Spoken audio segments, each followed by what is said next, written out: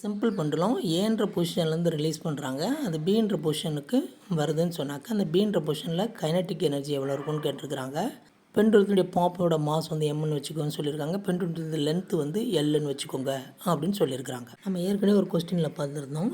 இந்த சிம்பிள் பண்ணுறோம் ஏ பொசிஷனில் இருக்கும்போது ஃபுல்லி வந்து பொட்டன்ஷியல் எனர்ஜி மட்டும்தான் இருக்கும், கைனட்டிக் எனர்ஜி 0. அப்போ பொட்டன்ஷியல் எனர்ஜி எவ்வளோ இருக்கும், mgl அப்படின்ற அளவில் பொட்டன்ஷியல் எனர்ஜி இருக்கும். இது கீழே இறங்க இறங்க பொட்டன்ஷியல் எனர்ஜி கம்மியாகி கைனட்டிக் எனர்ஜி கெயின் ஆகிட்டே வரும். பி பொசிஷனுக்கு வரும்போது வாட் இஸ் த ஹைட், அந்த ஹைட்டுக்கான பொட்டன்ஷியல் எனர்ஜியை தான் லாஸ் பண்ணியிருக்க போகுது. அப்போ அந்த ஹைட்டை வந்து ஹச்ன்னு வச்சுக்கிட்டோம்னு சொன்னாக்க நமக்கு cos 30 h / Lன்னு இருக்கும். அப்போ cos 30யோட மதிப்பு வந்து √3/2, h is equal to √3/2 into Lன்னு நமக்கு கிடைக்கும். அப்போ அதுக்கான கைனட்டிக் எனர்ஜி பார்த்தோம்னு சொன்னாக்க நமக்கு √3/2 into mgl. அப்போ option 3 is the correct answer.